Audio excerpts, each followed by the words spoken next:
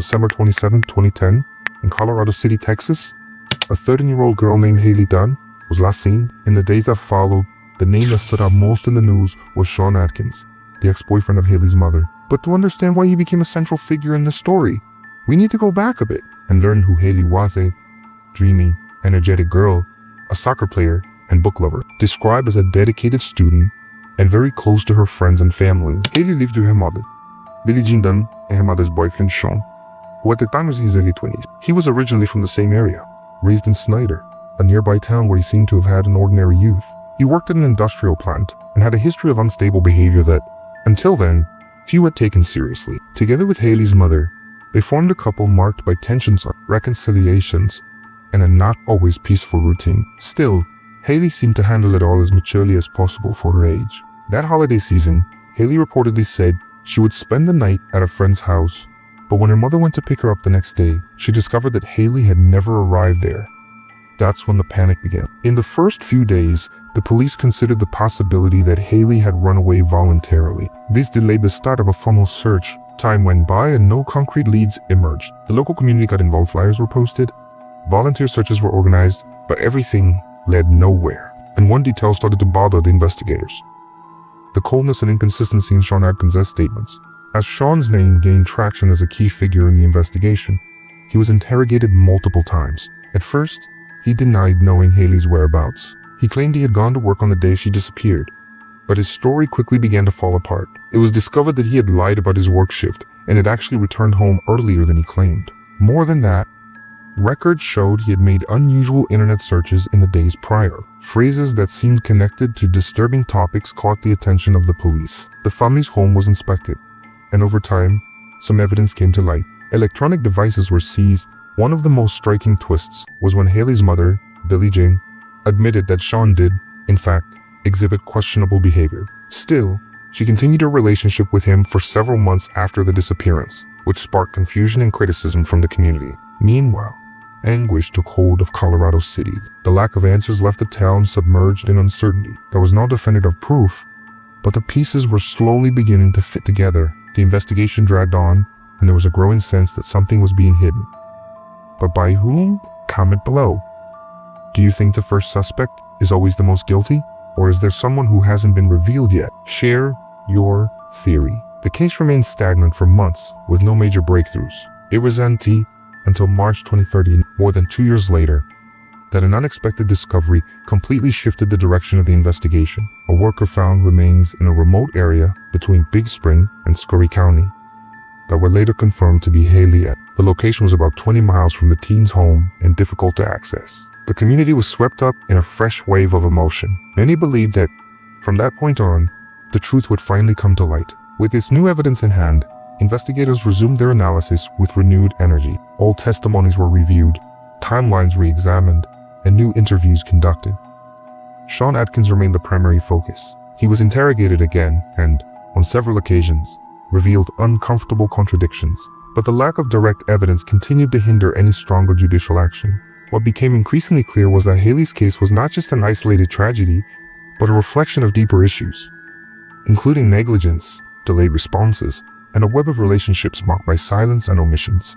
It was on March 16, 2013, that a worker from the electric company, while making repairs in a deserted rural area near Scurry County, noticed something unusual along the side of a remote road. The area, covered in dry vegetation, was far from any residence and rarely accessed by civilians. At first, he thought it was illegally dumped household trash, but as he got closer, he realized he had found something that required immediate attention. Frightened, he called the authorities. When investigators arrived, they found elements that quickly raised suspicions of a connection to the HAILEY Dunn case. After technical analyses and specialist examinations, it was confirmed it was HAILEY. The location, about 20 miles from Colorado City, reinforced a previous theory by the police that the site had been intentionally chosen for being remote. Hard to access and with little traffic, it was a kind of place only someone familiar with the area would know. Well, the conditions at the site indicated that time had erased many pieces of evidence. Even so, specialists were able to recover important details.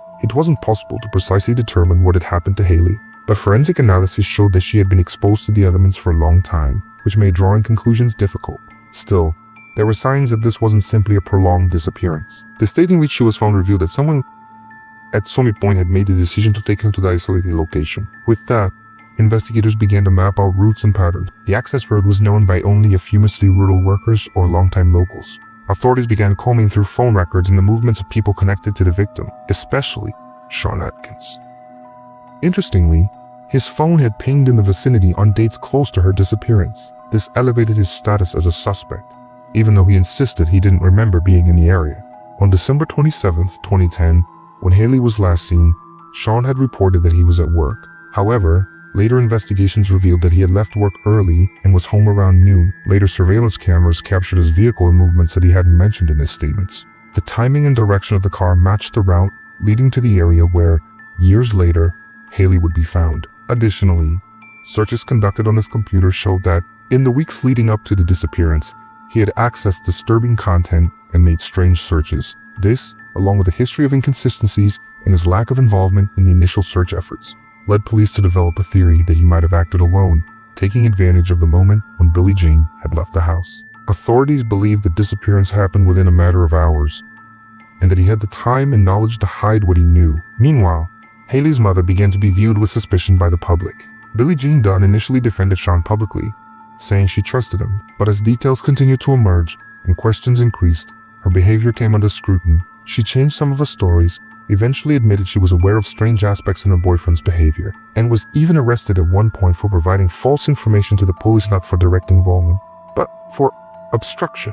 After the loss of her daughter, Billie Jean stated that she fell into a devastating emotional state, and that, in part, her continued relationship with Sean was due to emotional dependence and fragility. This, however, didn't stop some members of the community and even authorities from starting to view her with increased caution. She withdrew from social media and rarely gave public interviews after 2013, claiming she needed to protect herself. Her relationship with Sean ended shortly after the case. In 2021, nearly 11 years after Hailey's disappearance, Sean Atkins was finally formally charged. The decision came after an extensive review of the evidence, public pressure, and forensic advancements. But even so, it wasn't the resolution many had hoped for. The arrest was Steve followed by a confession, or any clear revelations about what had truly happened during that week. Between Christmas and New Year's in 2010, silence still prevailed. Hailey's mother, Billie Jean, remained a controversial figure. Even without being formally accused of involvement, many questioned her behavior over the years. Her prolonged relationship with Sean Evan after her daughter's disappearance raised suspicions, although no concrete evidence ever directly linked her to the case. The cold tone of some interviews and inconsistencies in earlier statements continued to fuel public debate, and it was precisely in this fog of information and omission that the case regained national attention. Hailey's face appeared in newspapers, TV shows, and across the internet. The public wanted answers. How could something like this go unsolved for so many years? Sean Atkins' life before 2010 was that of a young man with a quiet background. Born and raised in West Texas, he graduated from a technical school and started working early. His peers described him as a reserved, sometimes withdrawn individual with a temperament that was hard to predict. Before getting involved with Billie Jean Dunn, he had other relationships, but none with any recorded issues.